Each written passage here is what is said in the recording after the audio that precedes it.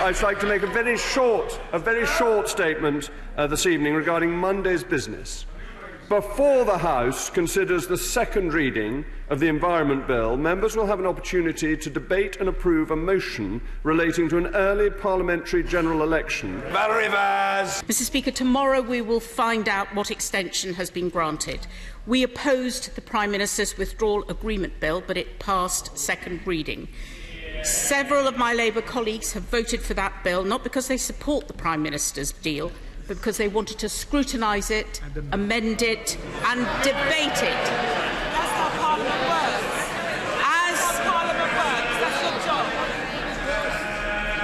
As is the normal process in this House.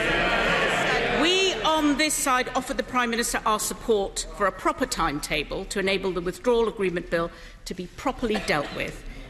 But the Prime Minister has rejected that in his letter to the Leader of the Opposition because he does not want that scrutiny. Can the Leader of the House confirm that if the House decides not to hold a general election on Monday, that he will still bring forward a programme motion at some point thereafter? Would it be reasonable for the House to assume that he will make a further business statement at the start of business on Monday to allow for debate and a programme motion on the withdrawal agreement? Why is the Leader of the House playing games with resolutions rather than taking up the offer from the opposition to properly programme the withdrawal bill? This is a handy way of distracting from the reality that the Prime Minister has not succeeded in delivering Brexit by October the 31st. Those that have been here longer than the Leader of the House know these sorts of fun and games, this sort of jiggery-pokery that he specialises in.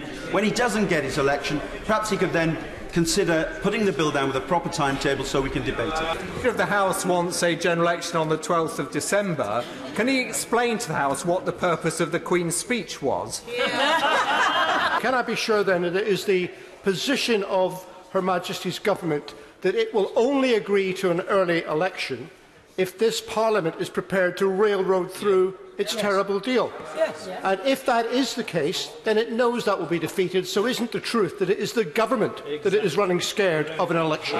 Thank you, Mr. Speaker. I hope that honourable members will oppose this dangerous and cynical manoeuvre, not least because no deal remains a real possibility until the trapdoor is closed in the withdrawal bill, which currently allows us to crash out if no future relationship is agreed at the end of the implementation period at the end of December next year.